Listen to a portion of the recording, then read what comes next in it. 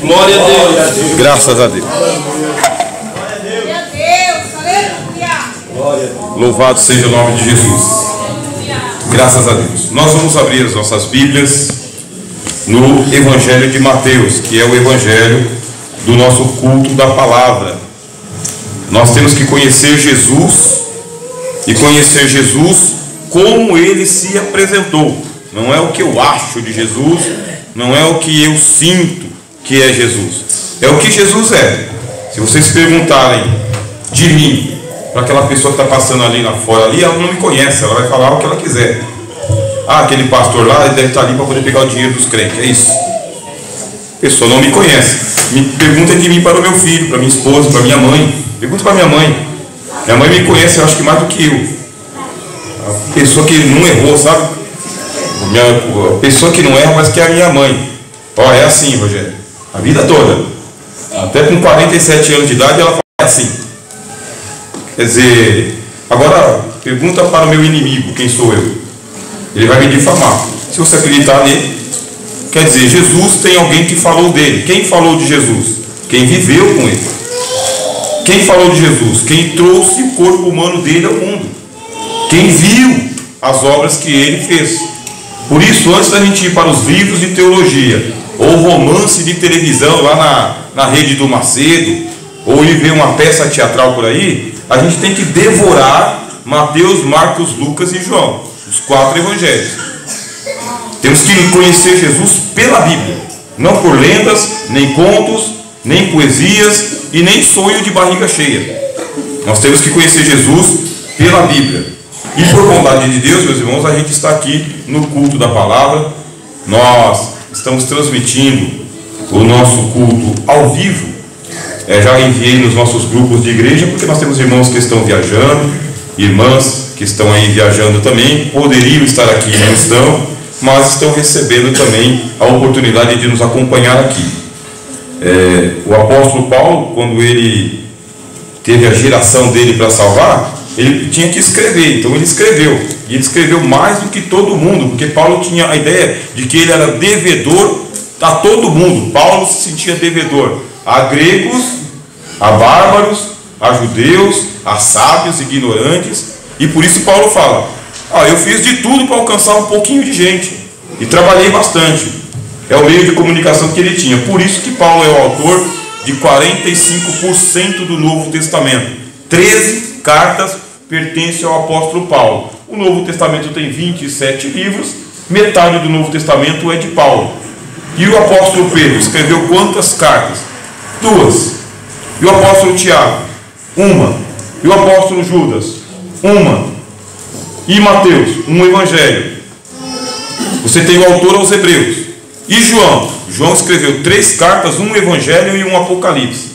Cada um de nós tem que servir a Deus com aquilo que recebeu de Deus e não pode se omitir. Então o que nós temos no tempo presente? Tecnologia. Tecnologia, Wi-Fi.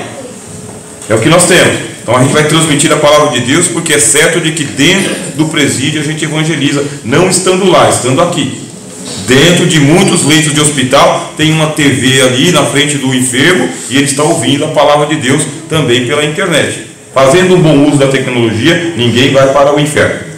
Agora, fazendo mau uso, nem precisa de tecnologia. Por isso a gente vai continuar aqui nessa insistência com os irmãos, lendo a palavra de Deus, como nós começamos na semana passada. Mateus, capítulo de número 1, nós vamos ler do versículo de número 18 até o versículo de número 25, dando continuidade. Quando a gente enjoar de Jesus, aí a gente começa a falar de outra pessoa. Vamos falar do Elvis Presley. Enjoou de Jesus, vamos falar dos pregadores famosos da internet. Enquanto a gente não enjoar de Jesus, a gente fica com aqui, tá bom? Ora, o nascimento de Jesus Cristo foi assim: estando Maria, sua mãe, desposada com José, antes de se ajuntarem, achou-se ter concebido do Espírito Santo. Então José, seu marido, como era justo e não a queria infamar, intentou deixá-la secretamente. E projetando ele isso, eis que em sonho lhe apareceu um anjo do Senhor, dizendo: José, filho de Davi, não temas receber a Maria, tua mulher, porque o que nela está gerado é do Espírito Santo. E ela dará à luz um filho, e lhe porás o nome de Jesus, porque ele salvará o seu povo dos seus pecados. Tudo isso aconteceu para que se cumprisse o que foi dito da parte do Senhor pelo profeta, que diz: eis que a virgem conceberá e dará à luz um filho, e ele será chamado pelo nome de Emanuel. Emanuel, traduzido, é Deus conosco.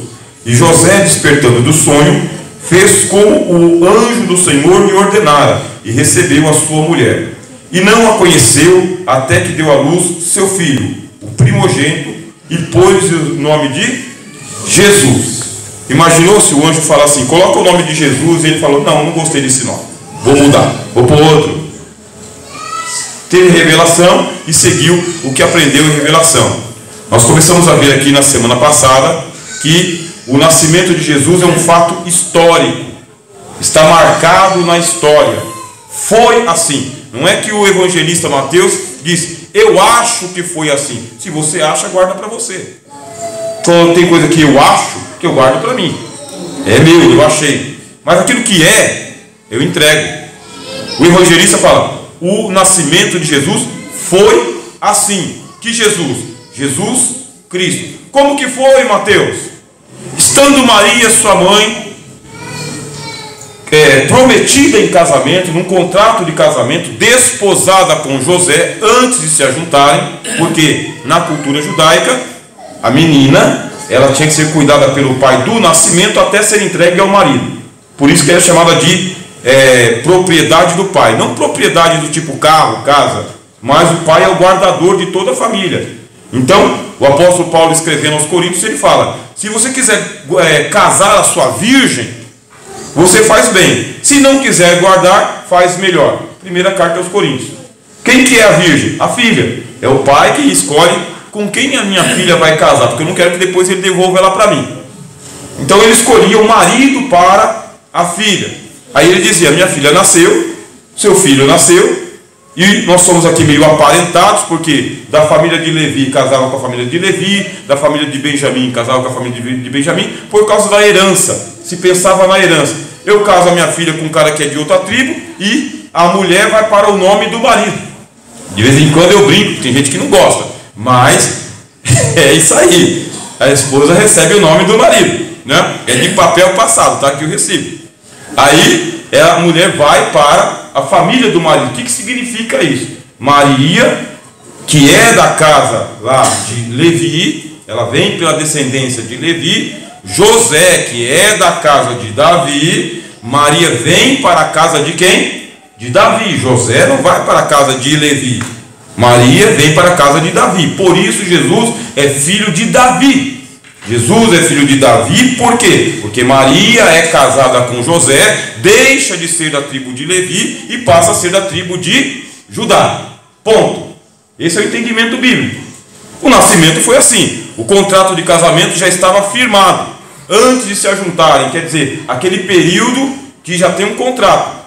Significa que o José vai se casar com certeza com Maria, e Maria com certeza vai se casar com José. Está juramentado entre os pais do noivo e da noiva. Aí vem a obra do Espírito Santo, que não consultou a ninguém.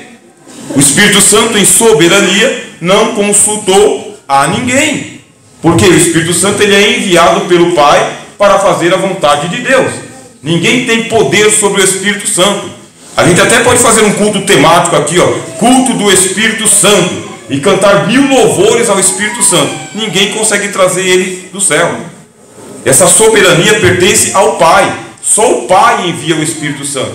E para enviar o Espírito Santo, diz que Jesus teve que primeiro subir, interceder, rogando ao Pai para que o Espírito Santo viesse. Senão nada feito. O Espírito Santo não podia chegar e falar: ô Senhor, está demorando de eu descer, deixa eu descer logo. Não, o Espírito Santo tem que esperar o Pai mandar. Quando chegou no 10º dia, depois que Jesus subiu, é que o Pai mandou o Espírito Santo. É Deus quem dá o Espírito Santo mediante a intercessão de Jesus. Aí diz que, sem perguntar nem para José, nem para Maria, nem para o pai de Maria, nem para o pai de José, o Espírito Santo desceu sobre Maria, veio sobre ela. Ali você tem um texto em português em cima e o mesmo texto em grego, lá no original.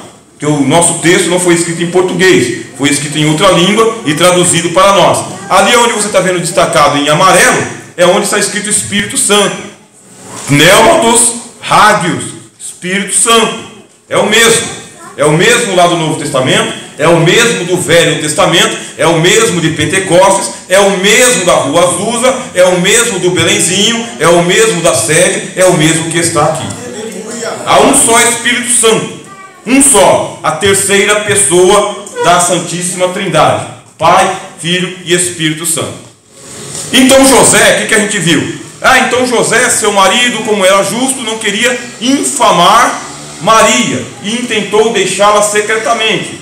Aí a gente viu aqui, crente que é crente não defama, crente que é crente não infama ninguém. O apóstolo Paulo fala, se você tiver que tomar o prejuízo diante de uma ofensa, é melhor que você fique no prejuízo do que você cause escândalo. Por quê? Se a gente começar a brigar um contra o outro aqui por qualquer coisa, não é mais igreja, é ringue. Aí vocês me avisam que eu trago uma luva de boxe.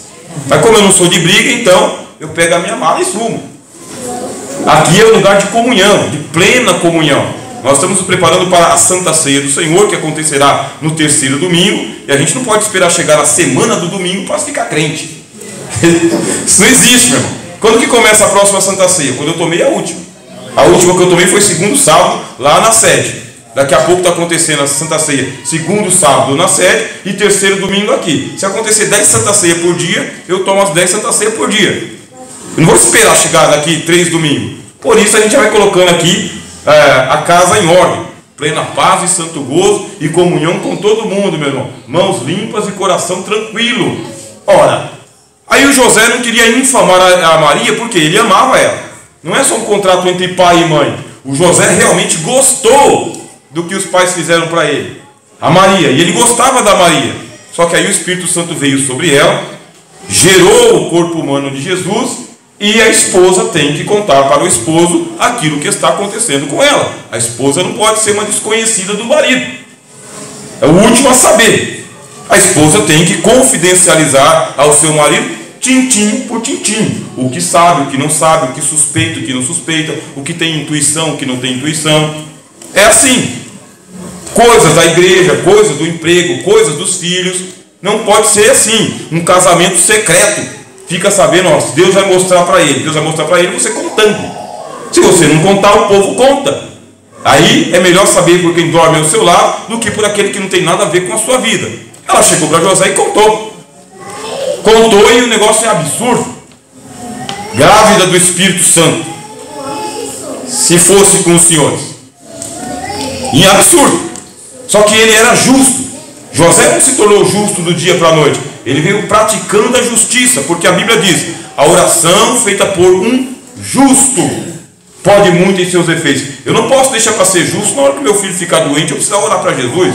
Eu tenho que ser justo todos os dias, porque se acontecer ele ficar doente, como já ficou, minha esposa ficou doente esses dias, eu fico doente, qualquer um fica doente, eu tenho que chegar ao trono da graça. Aí tem que chegar com a oração feita por um justo. Socorre no Senhor, homem de Nazaré. José é um homem justo. Veio uma coisa inesperada na vida dele e ele não queria negar a fé porque ele está desconfiado.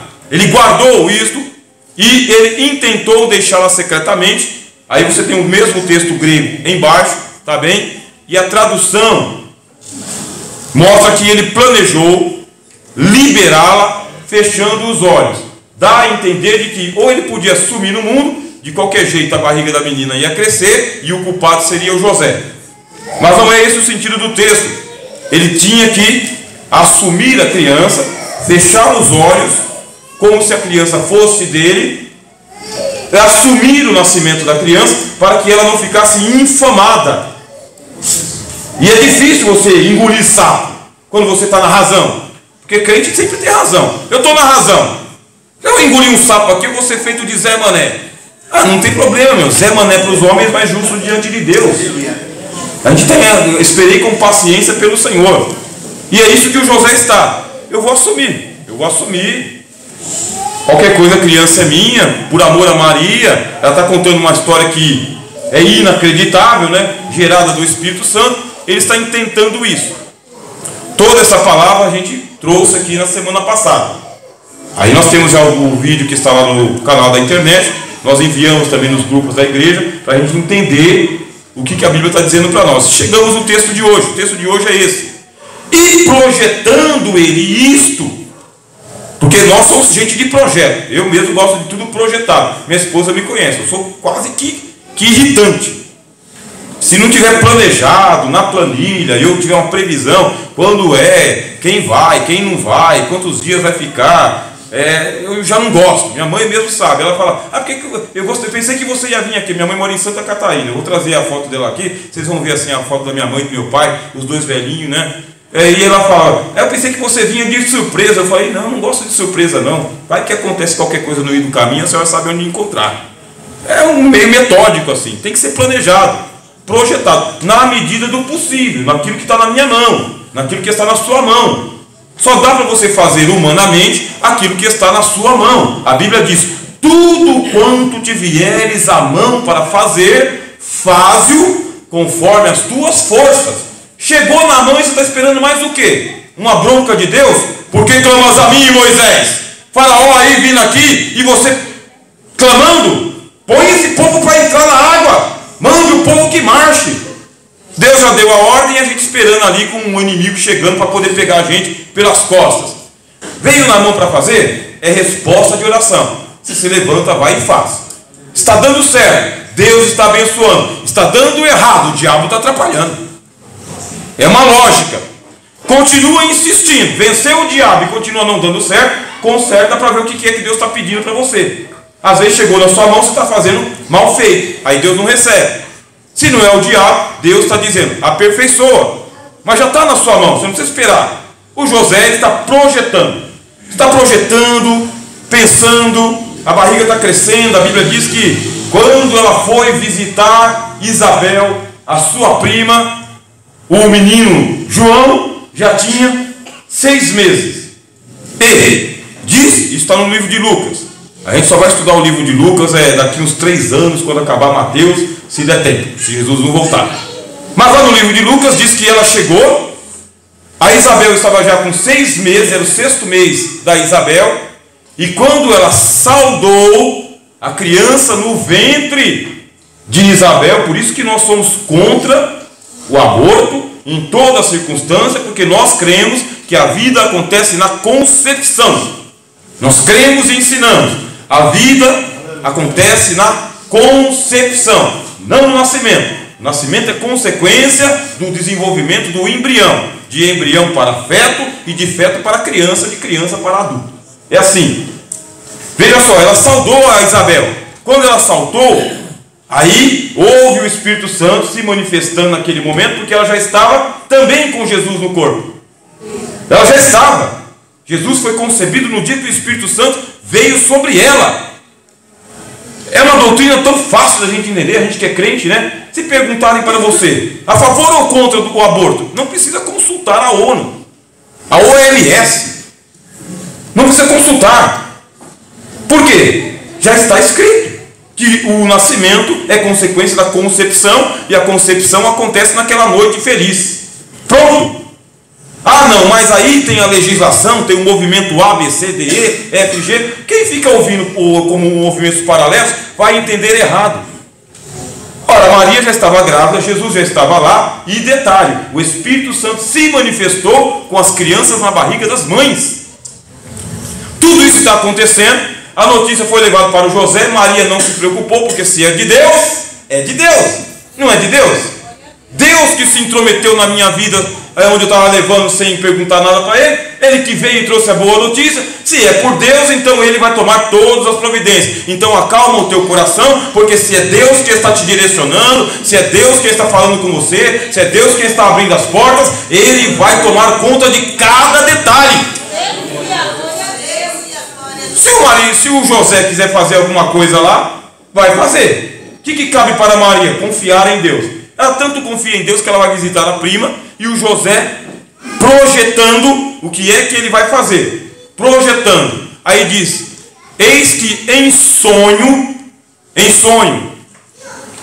apareceu um anjo do Senhor, dizendo, ali embaixo, está dizendo que houve uma efané.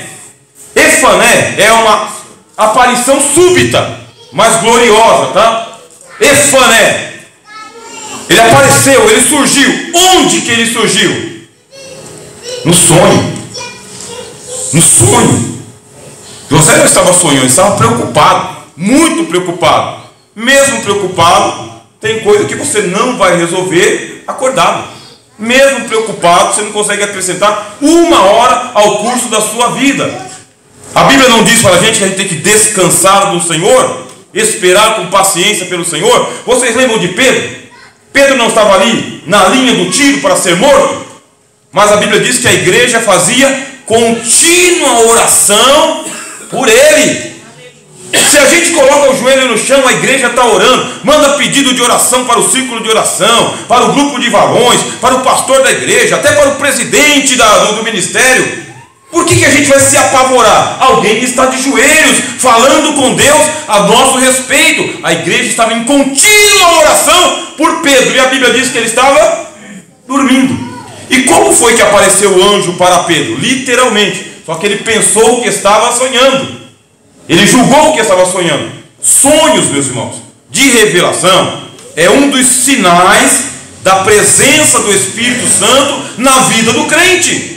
Abra a Bíblia no Velho Testamento, livro de Joel, capítulo de número 2, diz: nos últimos dias, que são os nossos, nos últimos dias, diz Deus.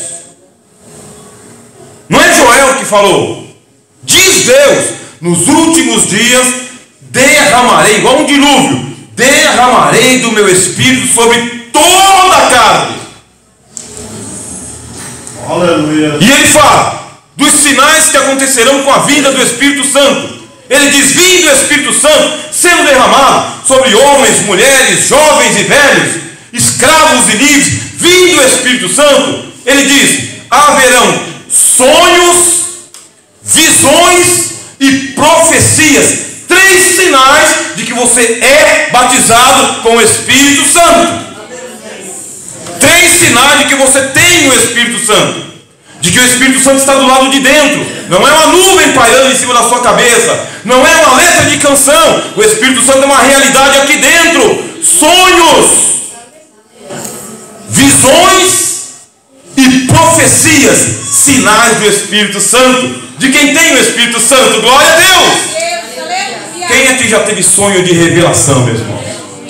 Eu não estou falando de sonho de feijoada, não, que você comeu até ficar com pesadelo. Não! Sonho de revelação, aquele que você vê nitidamente Deus falando com você e dizendo: é isto, minha serva, é isto, meu servo. Deus fala em sonhos.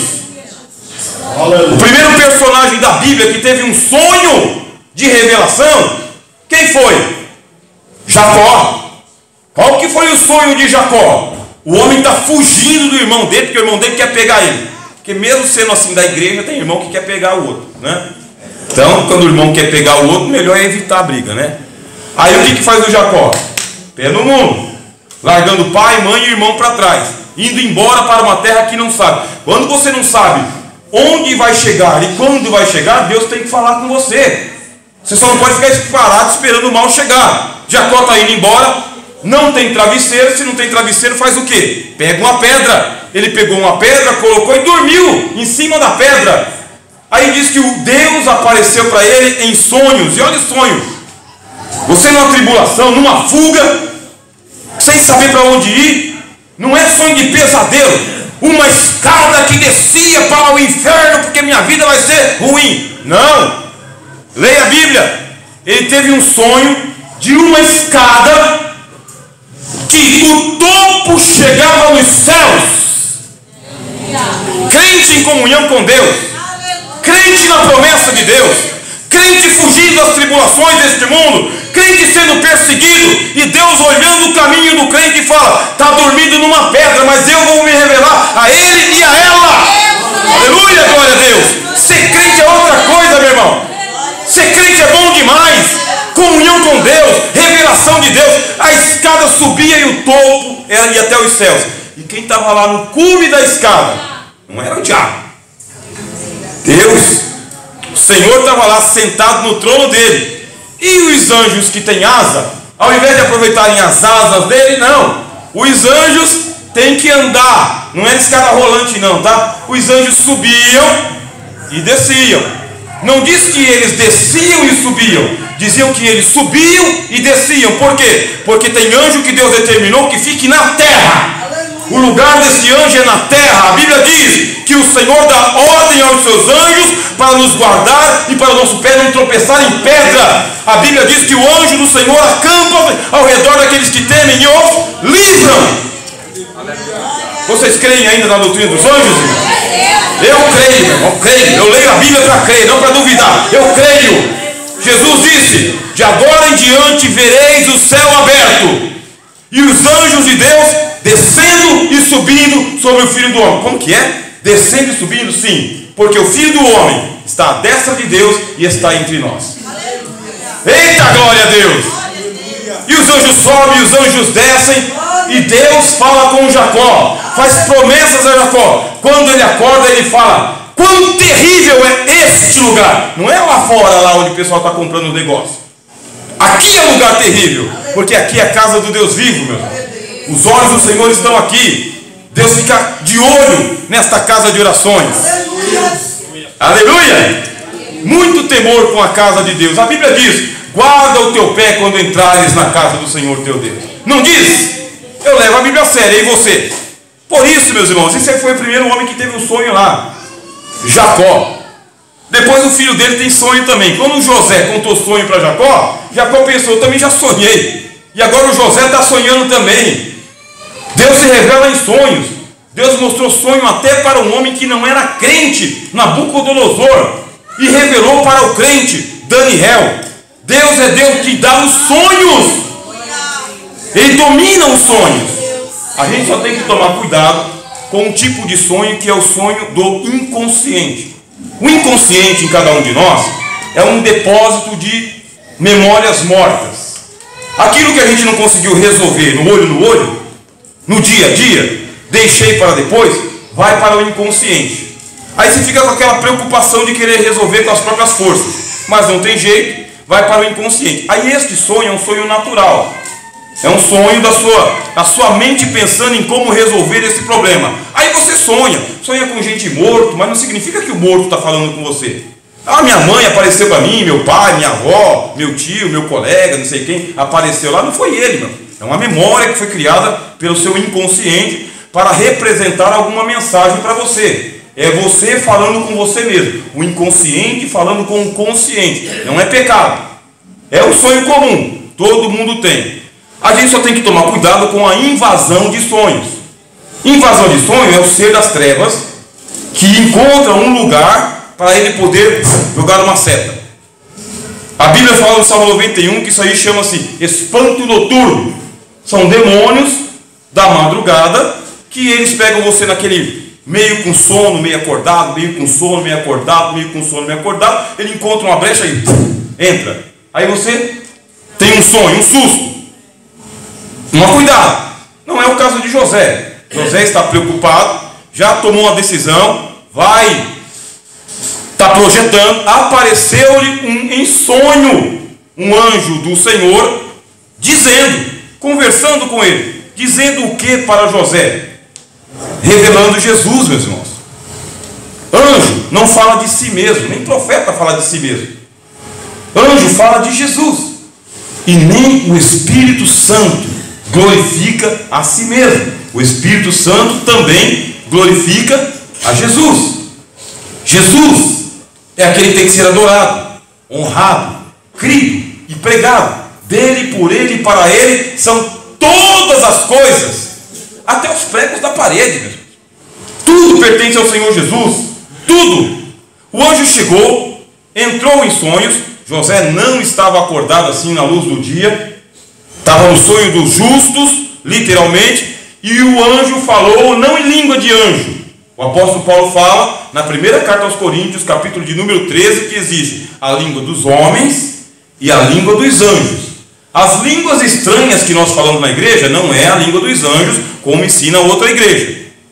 As línguas estranhas, diz o apóstolo Paulo na primeira carta aos Coríntios, são línguas de mistério. Ninguém o entende, porque em mistério fala com Deus. O Espírito ora bem, só não sabe o que está orando. Por isso, você que é batizado com o Espírito Santo, não para de orar em línguas estranhas. Se quer entender o que você está orando, fala: Senhor, me dá o dom da interpretação do que é que eu estou orando. E na mesma hora, na mesma hora Deus vai dar entendimento e você vai saber por que você está sendo levado a orar em línguas estranhas. Existe a língua dos anjos, diz Paulo na primeira carta aos Coríntios, capítulo 13. Ainda que eu falasse a língua dos homens e dos anjos, mas adiantaria o anjo aparecer num sonho para José e começar a falar numa língua que só ele entende? Que só anjo entende? Por isso que o apóstolo Paulo fala: bom, vocês falam em línguas, todo mundo fala em línguas, mas eu prefiro falar 10 palavras que você vai entender do que 1000 em línguas estranhas. Porque se eu orar em línguas, meu espírito ora bem, mas ninguém é edificado. E a igreja se reúne para poder ser edificada. A metáfora é a seguinte: vamos começar a obra hoje? Vamos. Começa por onde? Coloca os andaimes aqui. Por quê? Porque a gente vai levantar essa parede até o teto. Isso é edificar. Contrário de destruir. Traz a marreta lá que a gente vai derrubar aqui essa pilastra. Diferente. Deus nos chama para a edificação. Eu cheguei num nível e eu saio em outro nível. Para baixo ou para cima? Para cima. Sempre para cima. Elevai os vossos olhos acima dos montes, porque é de Deus que vem o socorro. Por isso, o anjo quer falar, não pode falar na língua dos anjos que ninguém entende. O pastor Rogério, preciso falar num bom português para todo mundo entender. Se eu for levado para um outro auditório e o vocabulário lá for outro, vou falar na língua deles, não por serem nobres, mas porque eu quero ser entendido. Quando eu estou ouvindo algum hino de outro idioma, eu coloco uma legenda, eu quero entender, quero ver se a letra desse hino aqui não tem heresia. Se não, dão glória a Deus. E tem uma música que é o Aleluia, Aleluia, Aleluia, que é cantado lá no hinduísmo. Vocês sabiam disso? Tem uma música que o pessoal canta Aleluia, Aleluia, Aleluia, mas não é Aleluia para Jesus, é Aleluia para Krishna. Krishna é um deus do hinduísmo. Como eu não sabia, eu fiquei lá cantando Aleluia, Aleluia. Aí ele fala Hare Krishna, Hare Krishna. Ué, qual é o seu Deus? Jesus ou Hare Krishna? A gente não pode ser pego assim. Por isso, eu não estou entendendo o que você está falando. Fala para mim numa língua que eu possa entender. Se você falar do jeito que eu posso entender, eu vou me converter mais ainda. Agora, fala só rodopiando, dando chilique para lá e para cá, não vou entender nada. Para, respira e entregue a sua profecia. Ó, pastor Rogério, Deus mandou dizer isso, isso e aquilo. Amém. Eis meu servo que não sei o que, não sei o que, não sei o que. Eis que. A parte do eis eu entendi. Mas tem que ter a profecia em língua portuguesa, meus irmãos. É isso que ensina a palavra de Deus. E Paulo fala: e se não houver intérprete na hora que alguém estiver falando em línguas, fale consigo mesmo. Não é proibido falar em línguas. Fale consigo mesmo. E quando tiver uma pessoa profetizando, o outro que tem uma profecia, segura. O culto tem 2 horas. Vai dar para você pregar aqui, fazer o que você quiser em 2 horas. Espera o outro entregar a profecia. Ele terminou, o outro que estava recebendo a revelação entrega a revelação também. Todos podeis profetizar, diz Paulo. Todos podeis profetizar. E o restante, Paulo fala: os demais julguem. Como assim? Profeta tem que ser julgado? Não, profeta não, a profecia. A profecia tem que ser julgada. Por quê? Se não traz uma profecia aí que não tem nada a ver com nada, e a gente aí fica perdendo tempo com um profeta que não tem profecia nenhuma. Quando o profeta sabe que se ele entregar uma profecia, nós vamos pensar se ela combina ou se ela não combina com a Bíblia, aí ele pensa assim: bem, aqui não vai dar, vou profetizar em outro lugar. Vou lá para outra pessoa lá. Porque tem um monte de profeta de aluguel que entrega a profecia e cobra o cachê. Então você paga se você for besta. Porque para mim nunca vieram profetizar e me cobrar nenhum dinheiro. Por quê? Porque nós vamos julgar a profecia. Tá? Chega da gente ficar sendo enganado aí com gente que sonha de barriga cheia e profetiza por Baal. Isso não. Agora, veio pelo Espírito Santo, pode entregar, meu irmão. Veio pelo Espírito Santo, pode entregar. Se você falar em línguas estranhas, pode falar em línguas estranhas, mas também interpreta. Interpreta para que a pessoa que está recebendo ali está emocionada, crê que é Deus que está falando com ela, ela vai para casa glorificando a Deus e lá na casa dela ela recebe a unção. Eu creio mesmo, mas creio muito. tudo isso aí? O anjo falou na língua humana: José, filho de Davi. Por quê? Profecia, meu irmão e minhas irmãs, profecia, ela tem endereço certo. Existem profecias que é para a igreja. Aí o profeta fala: minha igreja.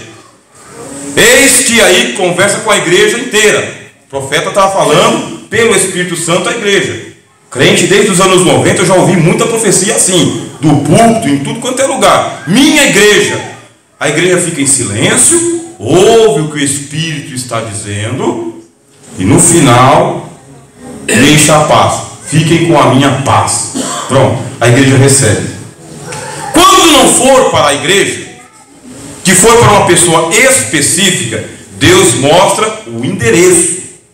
E mostra para quem? Para não dizer,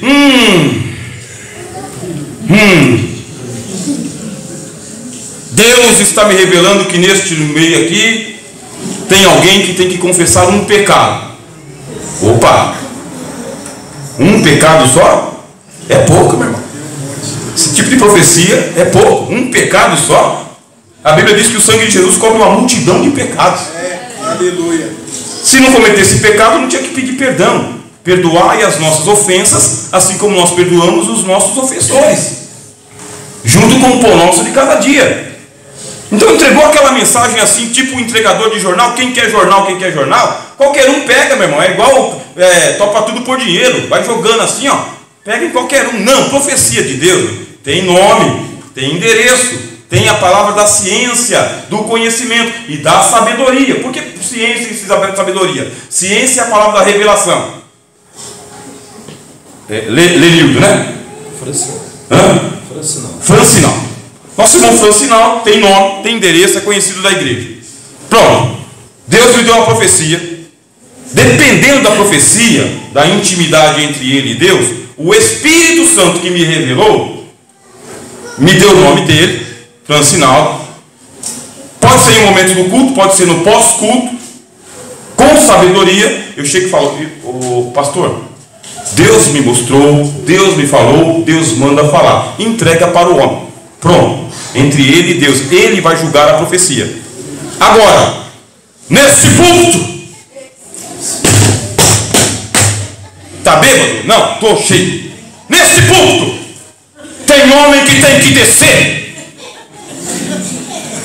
porque está que nem um pavão, de tão orgulhoso, de tão vaidoso. Tem homem que tem que descer. E olhando para o homem que tem que descer, faltou sabedoria, meu irmão. Chegasse com simplicidade e falasse: irmão, Deus falou que tem um particular que o senhor precisa conversar com o senhor, e é humilhação da sua parte. Porque Deus dá a profecia, o vocabulário é seu. Você sabe língua portuguesa, o vocabulário é seu. Olha que respeito que o anjo tem com José, o homem que está preocupado. Às vezes recebe uma mensagem, está preocupado, fica pior. Meu Deus, vou descer a cova. Será que é comigo? Meu Deus, vou perder o emprego. Sabedoria, pelo amor de Deus, meu irmão. A gente já viu um monte de igreja acabar por falta de sabedoria, de quem não soube entregar uma profecia. Aí não voltou mais, por quê? Porque ficou escandalizado. Ó, o respeito do anjo. José, preocupado, projetando: filho de Davi, não temas. Ele não fala assim: não temas receber. Isso é coisa nossa, pentecostal. Não, no anjo, o homem está dormindo. E aqui, ó, o senhor é surdo? Não, o senhor ouve bem, né? Se fizer um teste de audiometria, o senhor passa? Passa. Então não precisa dar um grito no ouvido dele: eis que eu estou te dizendo! Não é partida de futebol, não, irmão, porque grita gol. Puxa vida! Chega nele assim e fala: não tenha medo, José, filho de Davi, não tenha medo em receber Maria, tua mulher. Acabe com a desconfiança da tua mulher. Para de ter desconfiança da tua mulher. É a tua mulher. Porque tem gente que tem ciúmes até da própria sombra, quanto mais da mulher, do marido. Pode conversar com ninguém. É uma opressão do diabo. Quer saber com quem falou, onde falou, quando falou, com quem foi, com quem não foi. Não tem prova nenhuma, mas acusa de tudo. Aí o anjo fala: a Maria é a tua mulher. Não tenha medo, pode receber. Aí ele explica por quê. O que nela está gerado, a palavra em amarelo ali embaixo, é do Espírito Santo. Meu Deus, meu, você preocupado, não sabendo o que fazer, que decisão tomar, se vai mudar, se não vai mudar, se pede um aumento, se não pede um aumento, você não sabe o que fazer. Deus fala: vem aqui, anjo. Nem deu o nome do anjo, não falou se era Gabriel, Miguel, Rafael, não falou o nome do anjo, porque o destaque não é para o anjo, não é para o anjo, o destaque é para Cristo. E o homem preocupado chama-se José. A glória não é para quem entrega a mensagem, é para a mensagem que está sendo entregue. Então Deus manda o anjo, e o anjo fala calmamente, educadamente com José, e fala: Maria é tua gnaica. Gnaica é mulher feita, já é esposa. Não chama ela de garotinha, mulher feita. Você pode agora desposar sua esposa tranquilamente. O que está acontecendo na vida dela vem de Deus. Você, meu irmão e minha irmã, que precisa que Deus fale ao coração de alguém que está olhando para você e desconfiando que a obra não é de Deus, continua orando, porque Deus está entrando com providência. Deus cuida de você de dia e de noite, até você dormir. Pode ir lá visitar a tua parenta lá, pode ir lá fazer os seus afazeres, pode ir lá para o seu emprego, porque Deus está cuidando de você. Meus irmãos, se eu tivesse que me justificar a cada vez que alguém falou uma vírgula do Rogério, eu tinha perdido a minha salvação. Aí eu falei: não, Deus que me defenda, meu Deus que me defenda. Coloco na mão de Deus e vou dormir, vou trabalhar, vou para o shopping, vem para a igreja e deixa Deus tomar conta. Deus toma conta de mim, de você e de todos aqueles que o servem. Você crê? Eu creio, mas eu creio muito, meus irmãos, e receba em nome de Jesus esta palavra. É sua mulher, e o que nela está gerado é do Espírito Santo. Deus te justificará. Você crê? Deus te justificará. Ele é o seu advogado fiel. Ele é aquele que toma a causa de quem está sendo acusado nas próprias mãos. Ele não é um advogado só do último dia, só na hora da nossa morte, como diz a reza da Ave Maria. Não! Jesus é o advogado, socorro bem presente na hora da angústia, pelo que não temeremos, meus irmãos. Quem conhece o caminho da cruz, o caminho do Gólgota, o caminho da manjedoura, quem sabe aonde Jesus mora, meu irmão, não fica desamparado não. Vai até Jesus e fala: Jesus, estão me difamando, me perseguindo, me caluniando, acabando com a minha paz, Senhor, estou triste. Jesus pega a causa como bom advogado e fala: vamos lá resolver, vamos junto. Aprender com Jesus é a única maneira de vencer, meu irmão. Aprenda com Jesus. Demora um pouquinho, mas depois que você aprende, é igual andar de bicicleta, não esquece nunca mais. Aleluia! Glória a Deus. E a Bíblia diz assim: e ela dará à luz um filho, e lhe porás o nome de Jesus, porque ele salvará o seu povo dos seus pecados. Até o anjo sabe que Jesus é o Salvador dos pecadores. Até o anjo sabe disso. E o anjo dá um nome. E aí eu tenho que pedir para os irmãos tomarem cuidado com esse pessoal que gosta de inventar com o nome de Jesus. Tem as testemunhas de Yehoshua. O nome hebraico de Jesus é Yehoshua. Não é, meu irmão. O nome de Jesus é Jesus. Transliterado do grego. Está ali, ó. Isos. Eu não falo grego, falo português. Trazendo do grego para o português, Jesus. Pronto. Não. Se você falar Jesus, está errado. Não está errado, não. Está assim, ó. Aí ele abre lá um calhamaço de heresia e fala: testemunha de Yehoshua. Aí tem um pessoal fanático por hebraico sem saber hebraico. Aí começa a dizer Yeshua. Yeshua é o nome certo de falar. Tem que ser Yeshua para lá, Yeshua para cá, porque é o nome hebraico de Jesus. Tá. Aí tem que ser o Yeshua HaMashiach, porque se falar Jesus Cristo está errado. De novo, a tradução está dizendo aqui, ó, o nome dele será Jesus. Vocês conhecem esse nome? Nenhum nome há dado entre os homens pelo qual nós devemos ser salvos, exceto o nome de Jesus. Nome de batismo de Jesus, nome de nascimento de Jesus, nome revelado pelo anjo, que é Jesus? Jesus, ele é um nome que ele vem do Antigo Testamento, que é Joshua. Quem que é Joshua? Josué. Na hora de você falar de Josué, você chama ele de Joshua? Não. Como que você chama? Josué, porque você lê a Bíblia em português. Muda alguma coisa? Não.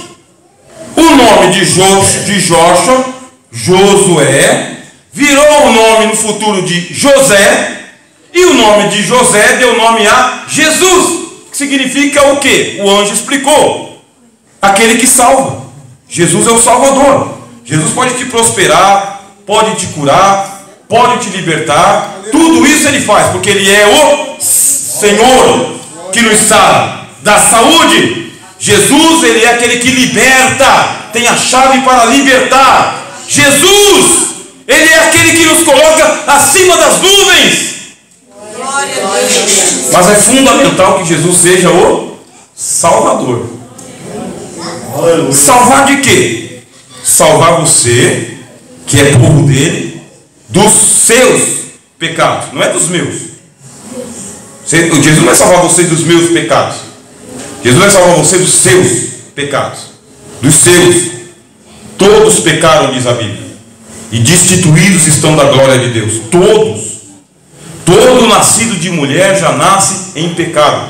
Eis que em iniquidade fui formado, e em pecado me concebeu a minha mãe.